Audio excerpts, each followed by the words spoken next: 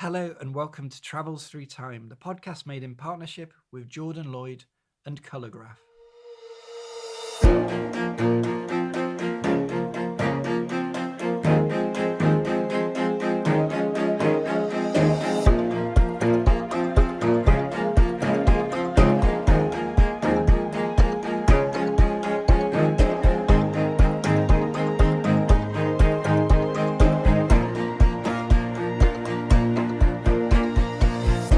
Hello, I'm Peter Moore. Today we're heading back a century to the scene of a dangerous and thrilling plot, a plot that might just have changed the course of history.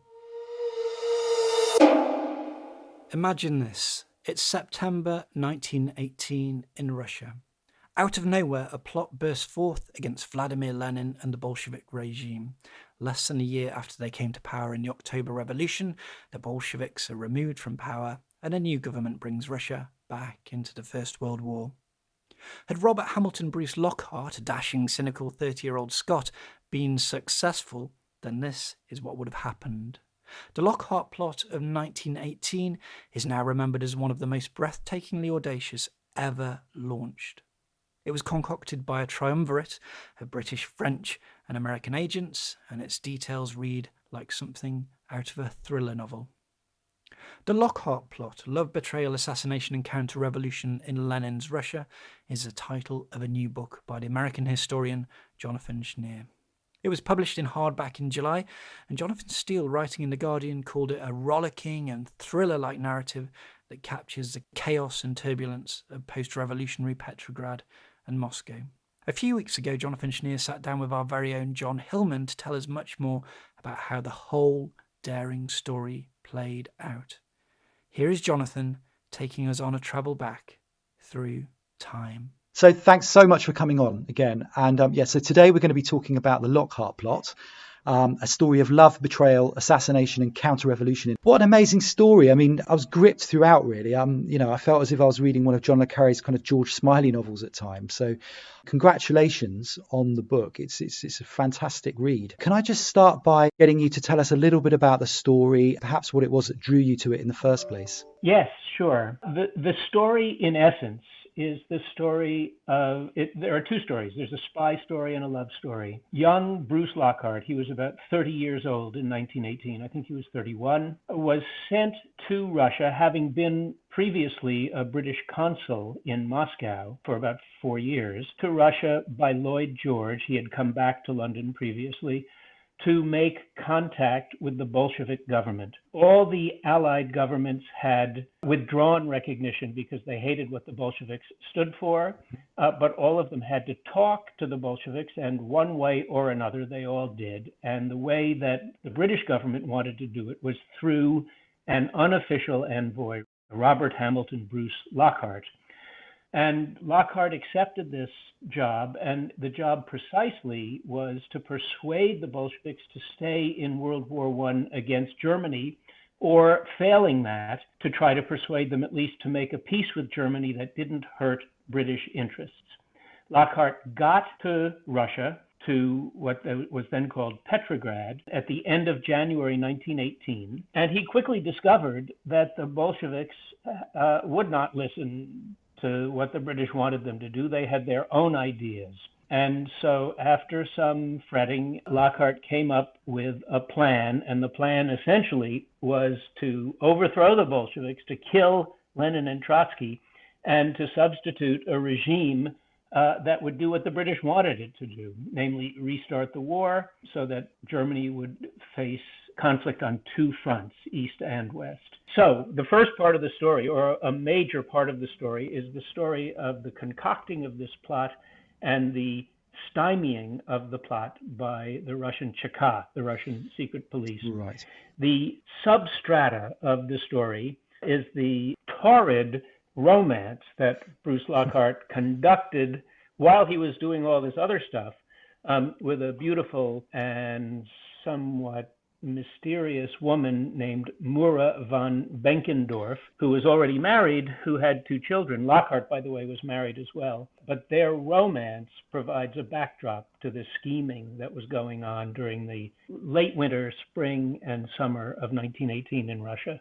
Right, and I mean it was quite an intense relationship as well, wasn't it? I mean they were actually living together throughout this period. I mean it wasn't really just an affair, was it? I mean there was a lot more happening. She was very much in love with him. She wanted to leave Russia with him in the end. There was a potentially a child involved here, and really interesting aspect of the whole story I thought was this relationship with Mora, and what influence did she have? I mean, there seems to be quite a lot of, we're not quite sure, are we, how much she knew about what was happening at the time and whether she was involved or not, whether she was even working for the Cheka. I mean, she was a very well-connected person. I found her like a really fascinating character, actually. Well, she's an astonishing figure. She is every bit as astonishing a figure as Bruce Lockhart, who nearly changed the course of history.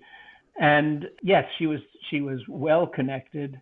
All her life she was well connected, and I knew her daughter, who was equally well connected. Ah, you actually met her daughter? Yes, I through it's actually, I think I mentioned that either in the conclusion to the book or in the introduction to the book.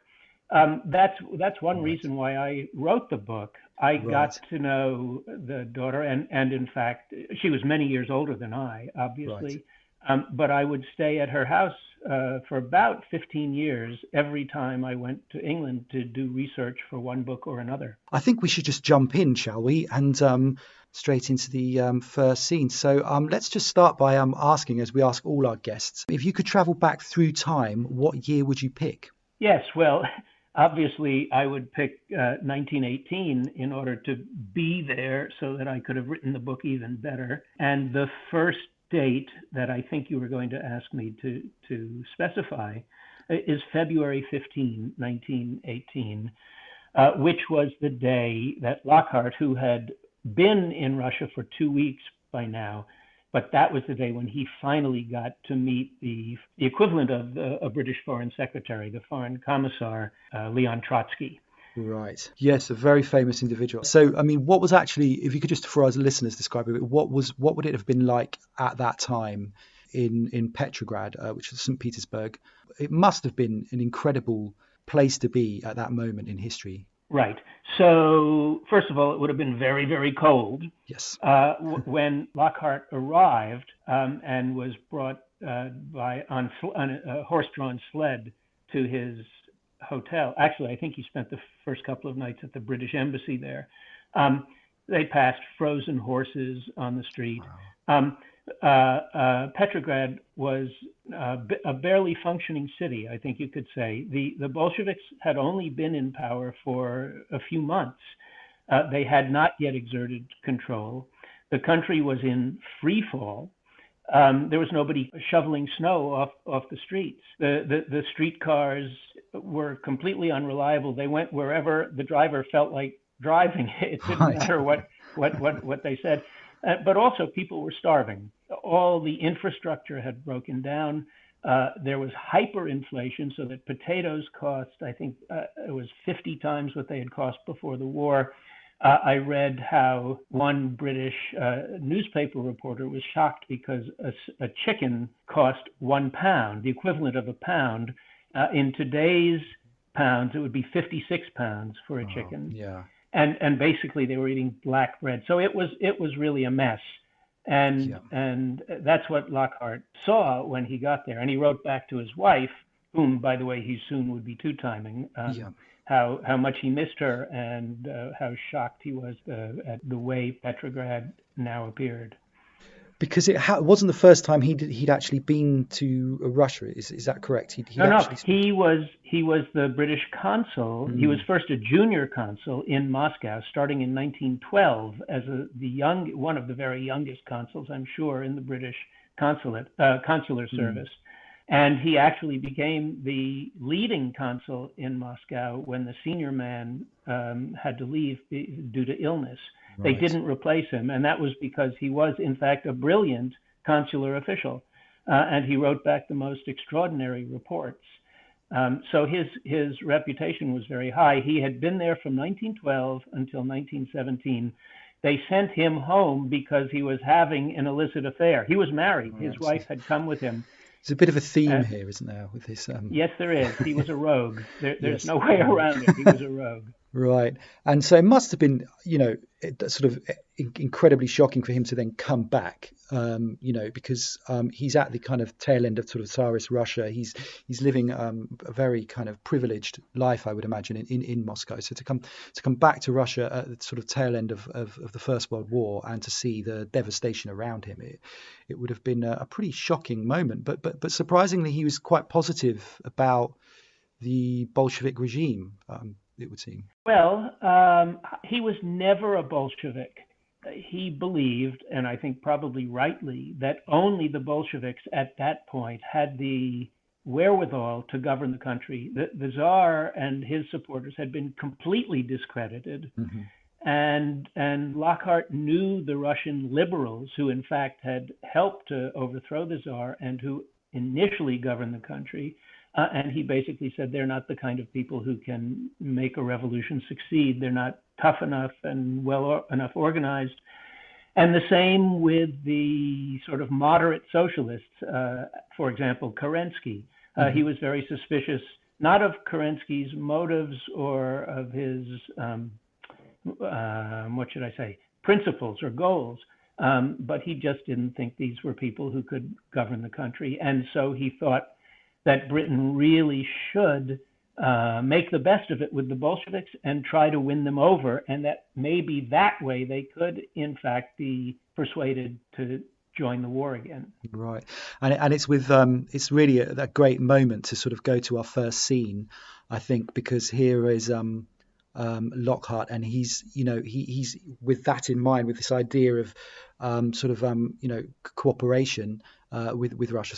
He arrives. So perhaps you'd like to tell us about your first scene that you've chosen to visit. So the Bolsheviks had established their headquarters at the Smolny Institute, which had previously been a very fancy school for the wealthiest young women of Petrograd. And so they've taken over the school, and from everything I've read, it was pandemonium in there. There were, first of all, you have to understand that many of them were idealistic young people, mm-hmm. men and women. They've just taken over this country. They have their chance to show that socialism, real, socialism, revolutionary socialism, can work, but they are besieged from all sides by hostile forces pecking away at the old Russian Empire, obviously.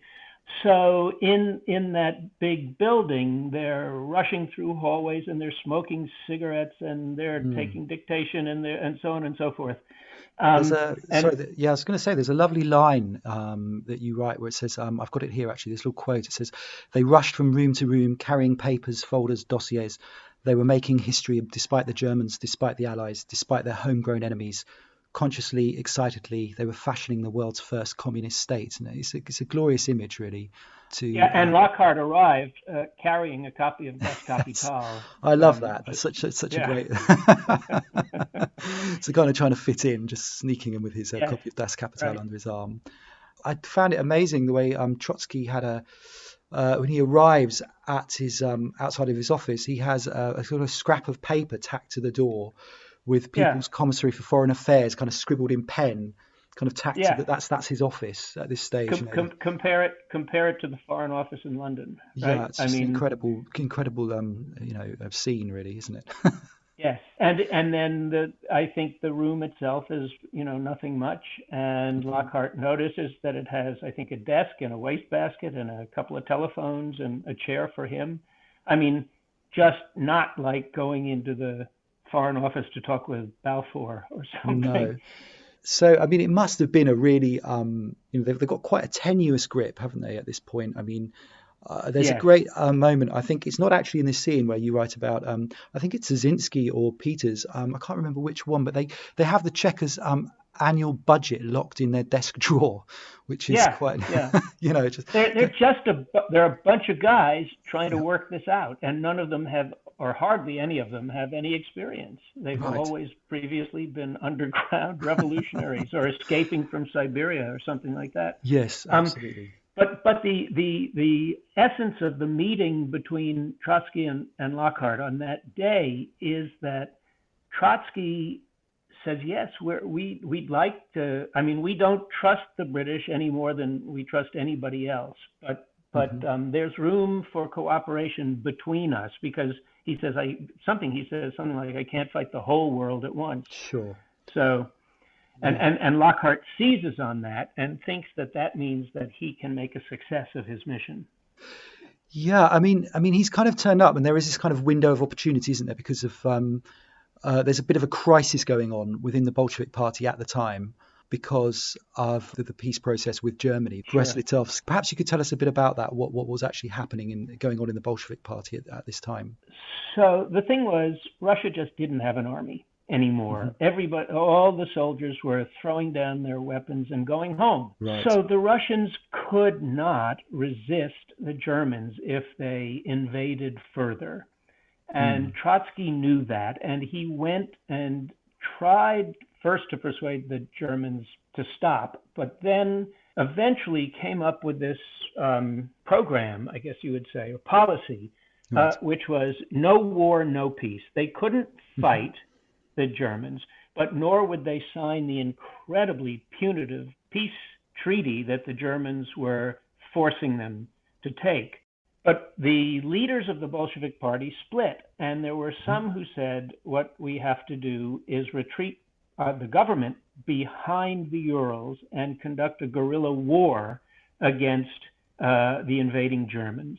Right. And Trotsky was basically saying, as I said, no war, no peace. We'll let them invade if necessary. We can't resist them, but I won't sign the treaty. Right. And Lenin was saying, you're all foolish, because there is no way we can resist them, and we must sign the peace treaty. Right. And Trotsky and a couple of his supporters abstained, and the war party, which was led by Bukharin, lost by, I think it was just one vote, to the followers of Lenin, who insisted that they accept the Treaty of Brest-Litovsk. Because there was a kind of suspicion that Lenin was working for Germany, wasn't there? I mean, or certainly rumours. I don't know how much the rest of the kind of leading Bolsheviks believed, or if anybody actually believed in those rumours at all. But there was this kind of idea that, he was in some way working on the side of Germany. The Allies had every reason to be suspicious of the Bolsheviks, because what did they do? They took one of the main Allied powers out of the war. Yeah. So they were helping Germany doing that. And I think, well, put it this way, the Bolsheviks, who had been in hiding and refugees, emigres from Russia when World War I began, wanted to get back to Russia. Lenin was living in Switzerland. And eventually they worked out a deal with the Germans so that Lenin and a bunch of his followers were allowed to take a train that went through Germany on its way to the Finland station in Petrograd. So that's where the whole thing about German gold comes from. Right, yeah.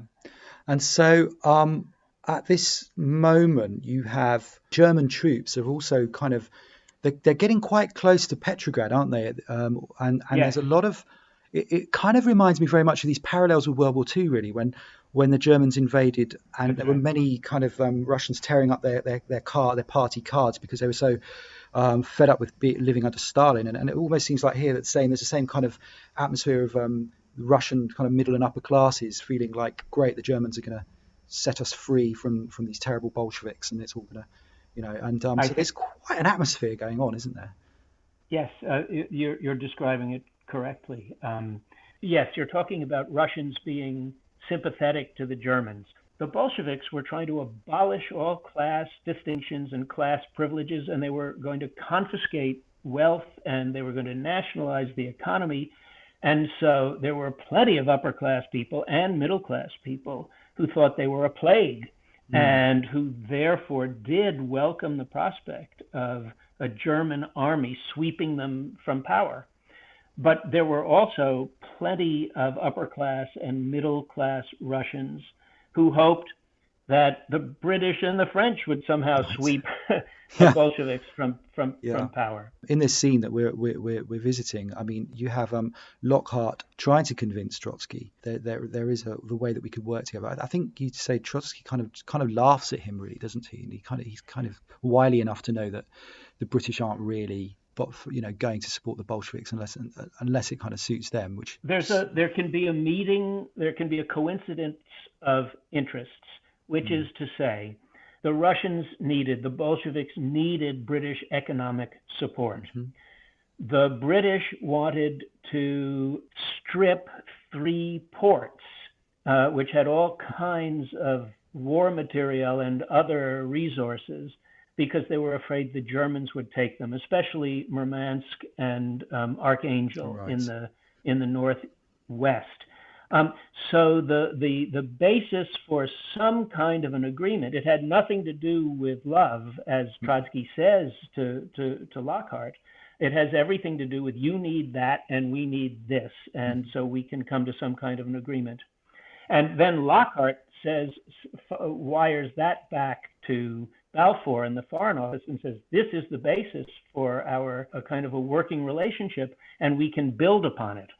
But the problem is that the Foreign Office is full of not only people who would like to see that work, but I think a majority of people who just thought the Bolsheviks had to be overthrown anyway. Hello, I'm Peter. At Travels Through Time, we're incredibly proud to be partnering with Jordan Lloyd, who's one of the world's leading visual historians. His extraordinary photo colorization work has appeared on the covers of National Geographic, Life, and People magazine. And the quality of his work and his attention to detail really has to be seen to be believed. There are portraits of Charles Darwin and Abraham Lincoln. There are sweeping panoramas of scenes like the D-Day beaches.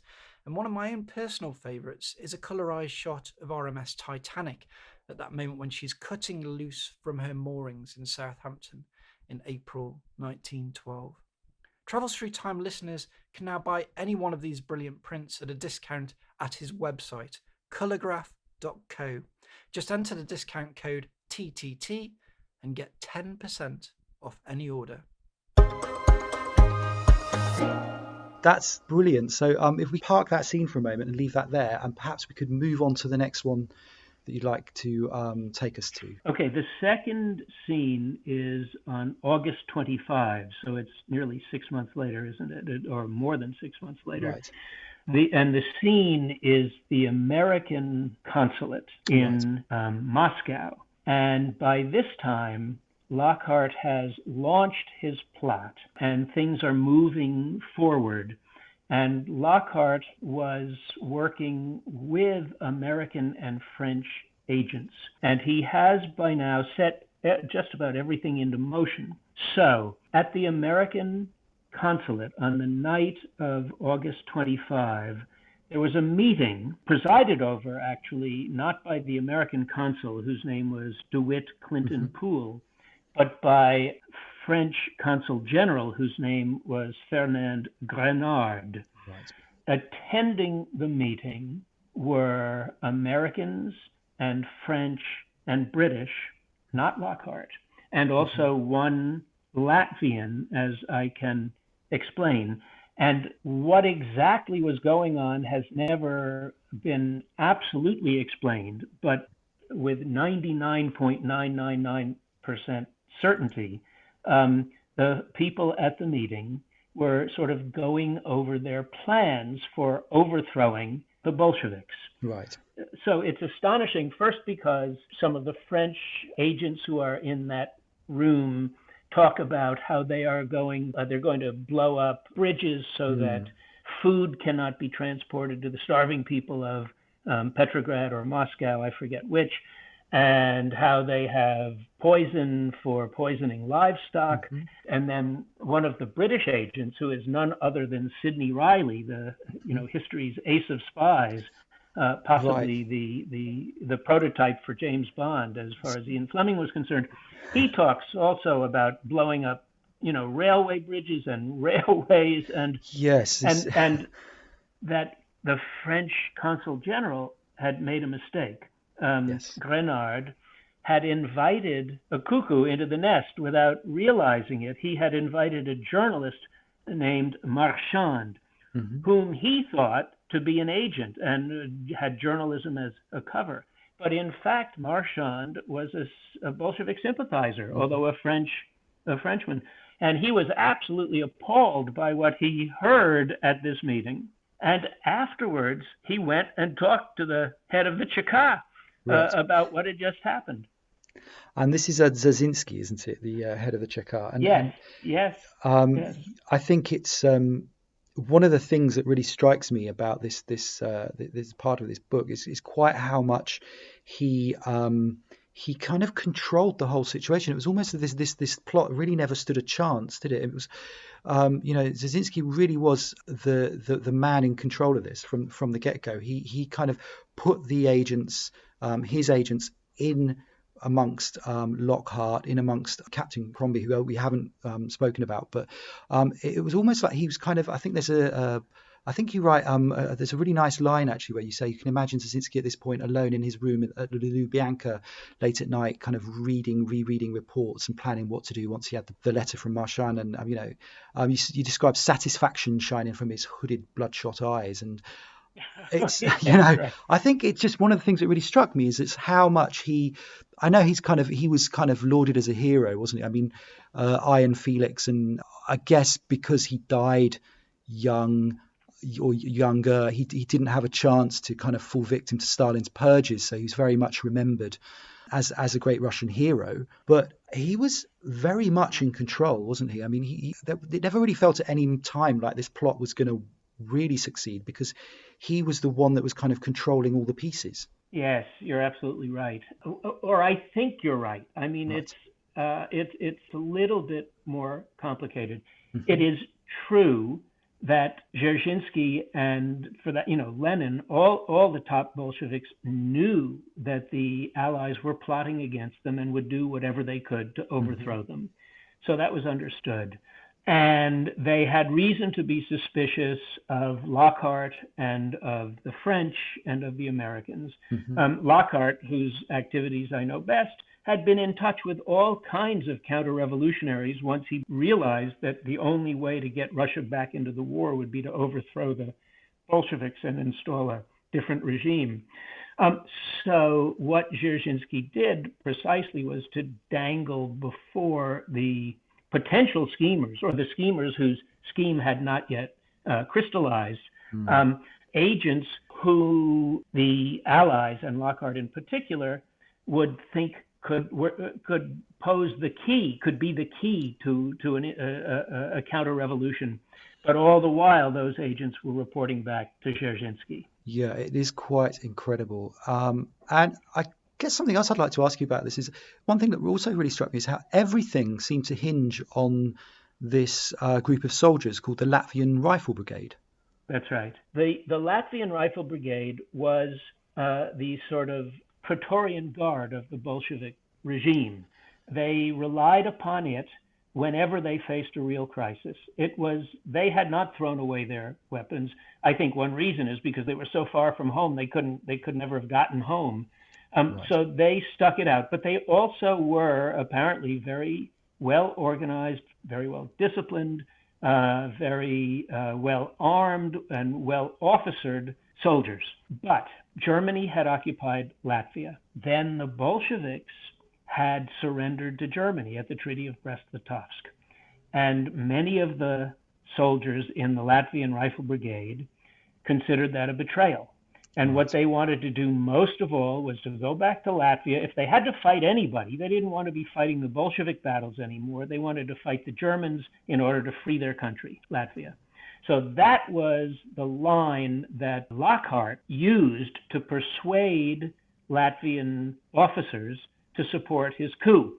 The problem was the Latvian officers he was persuading were actually working for Felix Dzerzhinsky. He got the wrong officers. Yes. Yeah.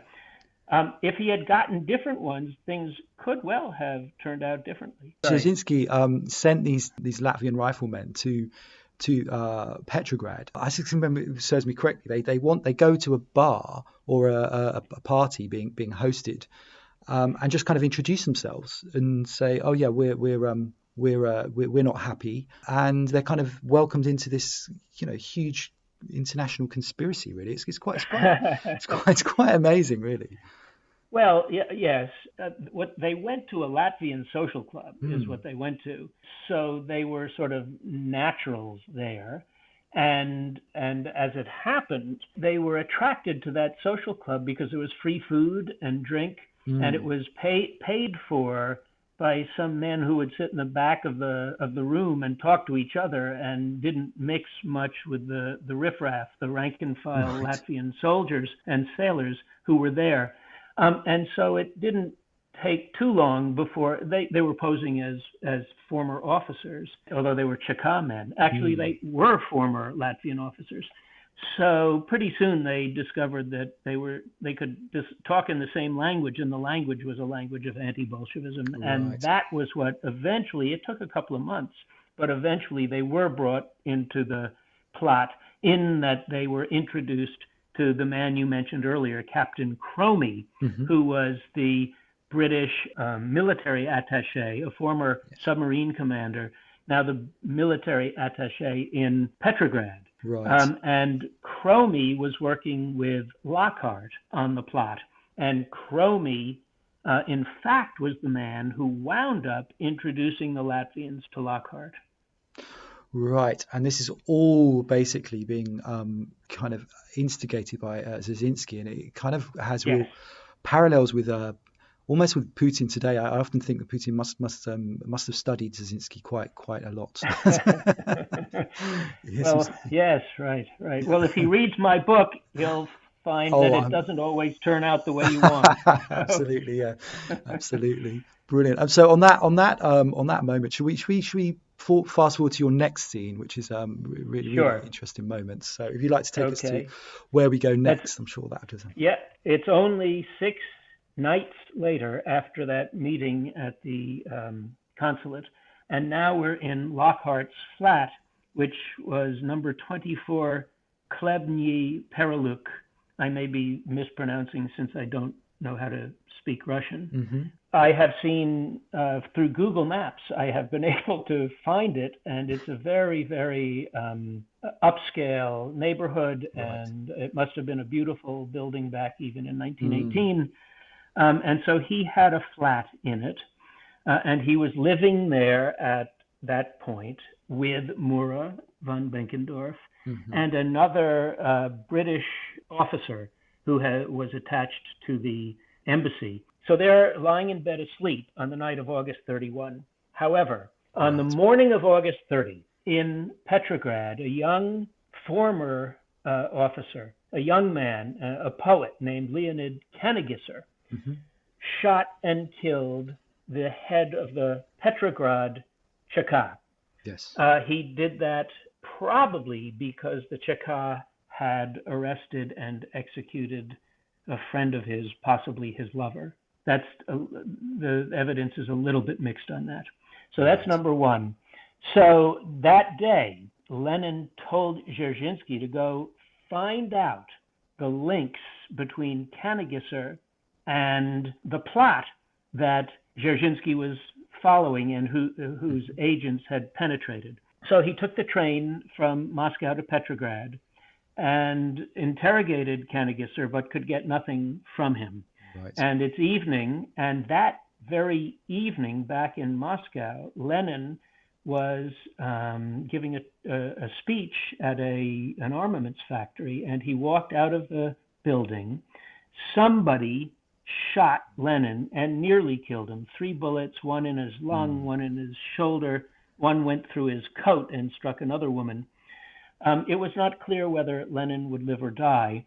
The person whom the police caught and who certainly was involved in some way was a young woman named Dora Kaplan, sometimes called Fanny Kaplan. Yes.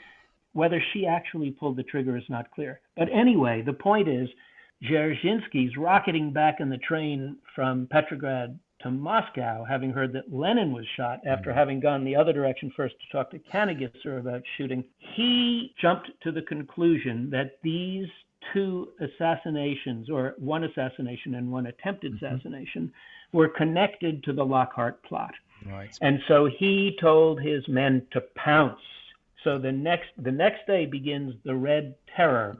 So that evening, Lockhart and Mura and the other British officer Hicks are asleep in that apartment at Klebny Pereluk, and the Cheka sends a young agent named Pavel Malkov with search warrant number 6370 for the morning hours of September 1, in other words, just past midnight, to go arrest Lockhart and, well, the people in number 24, Klebny Pereluk. So Lockhart, Hicks, and Mura are all arrested. And that's the other scene that I thought I should describe to you. Yeah, I mean, it must have been a terrifying moment for them to have that knock on the door. Actually, the way it worked is that Lockhart was sleeping like a log, but Mura woke up and wouldn't let them in. And they had, but then she must have been an incredibly tough person. Right. But then Hicks awakened and let them in. And then Lockhart writes that he woke up and saw 12 men standing with revolvers pointed at him, which is not true, because I happen to know that there were, because I've seen who was there, and it was Pavel Malkov and the building superintendent and one other Cheka man. So there were probably 2 or 3 men. Even so, it was a rude awakening, shall we say. Yeah, shall we?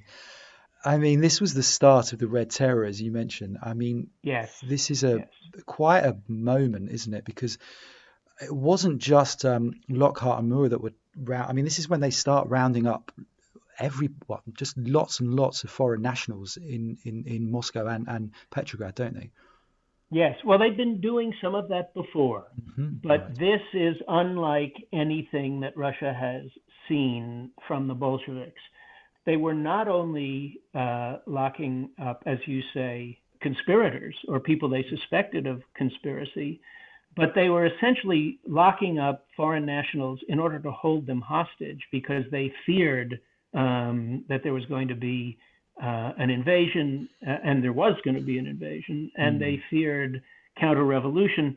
But also, they were just locking up anybody with any connection, not even to the conspiracy, but whose class origins made them suspicious.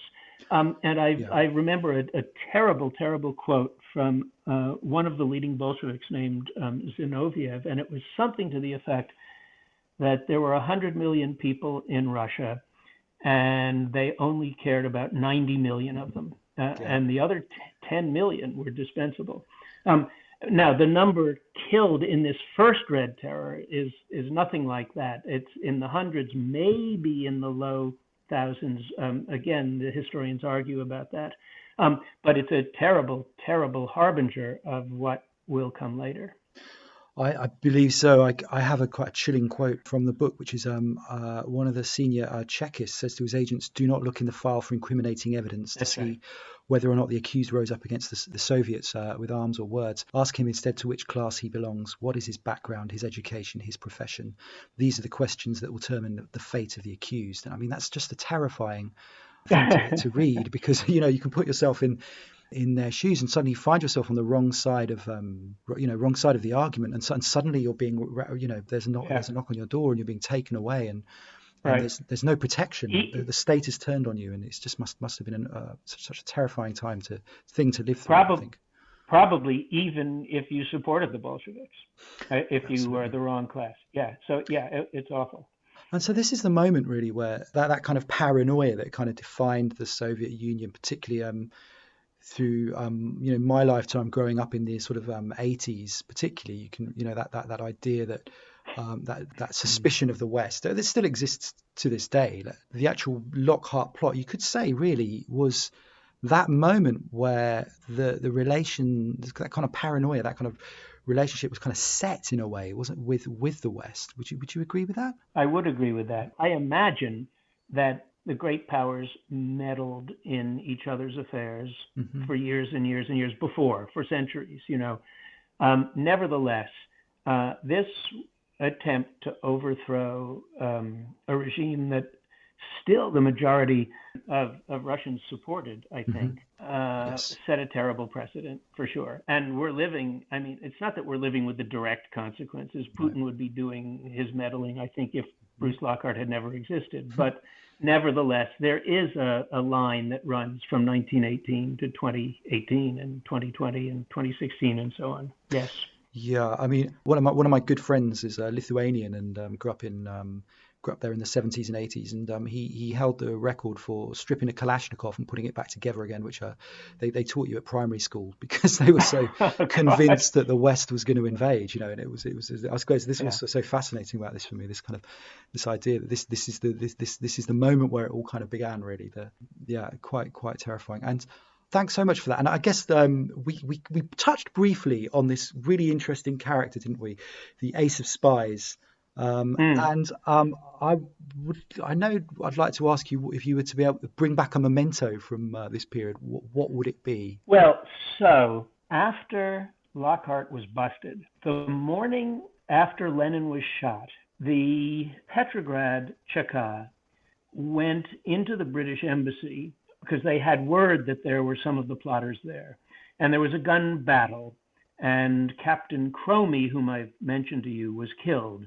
Riley was in Petrograd at the time, and he fled.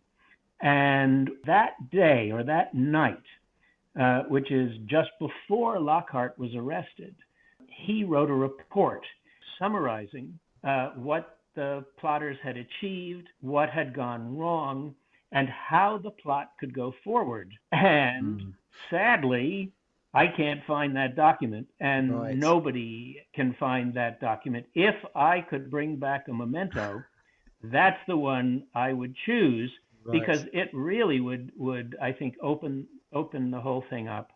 But whether he ever delivered it to Lockhart, I don't know. Whether he ever sent it to the Foreign Office, I don't know. Certainly, I've searched everywhere I can think of, and I've never found a trace of it. You'd have to take it off of Sidney Riley, which would braver man than I am if you were to attempt that. Right. But so it could be anywhere. It could be hiding. It could be under some floorboards in an apartment somewhere in Russia. We just don't know. So it would be nice to think. Amazing. The other possibility is that he never wrote any such document at all, because he was a big time liar. But he's so Sidney Riley. That's not his real name, is it? It's he was and he wasn't even British, I think. Is that he was born Shlomo ben Hirsch Rosenblum. Right. And I think it was somewhere in Russia. So he has an extremely checkered career, and there are biographies of Riley, but he lied about absolutely everything, including, he claimed at one point to have gotten a chemistry degree at Cambridge, which is, impossible. But he made various fortunes. He collected Napoleonic memorabilia. He was almost certainly some kind of a sociopath, without making real connections to people. But he was extremely charming, and he married 4 different women, never divorcing any of them. In other words, he was a serial bigamist. But he had, I think, one genuine belief, and that was a hatred of Bolshevism. And in fact, after the war, he sold off his collection of Napoleonic memorabilia in order to finance the anti-Bolshevik movement, or to help finance it. And of course, as you know, he was lured back into Russia by Felix Dzerzhinsky and executed. Yeah, his great nemesis. Well, it's fascinating. I mean, so on that note, I mean, we finished by discovering that James Bond was Russian. So that's really fascinating stuff. John, thanks so much for coming onto the podcast. I think this is a fascinating book for anybody interested in Russian history, or anybody indeed who likes a really good rollicking spy thriller. This is just a great read. I know it's been fantastically well received. And I've really enjoyed reading it. I've really enjoyed discussing it with you today. And thank you very much for coming on Travels Through Time. It was my pleasure, and I enjoyed our conversation too. Thank you very much. Thank you. That was Jonathan Schneer talking with John Hillman about his new book, The Lockhart Plot, Love, Betrayal, Assassination and Counter-Revolution in Lenin's Russia. The book is hugely recommended by all of us here at Travels Through Time, and it's available now in hardback from Oxford University Press. Do head to our website, which is tttpodcast.com, to discover more information related to the scenes, people and histories included in this episode. If you're interested in the history of World War I, you'll also find episodes there on the suffragettes in 1914, the Home Front in 1916, and the Bloomsbury Group in 1917. We're just missing an episode on 1915 to complete our First World War set, so if you'd like to suggest an author or a story, please do feel free. I'm going to be back next week with a trip to the Dutch Golden Age, talking to the author Hugh Aldersey Williams about the polymath Christopher Huygens. But for now, that's it. Thank you very much for listening. Goodbye.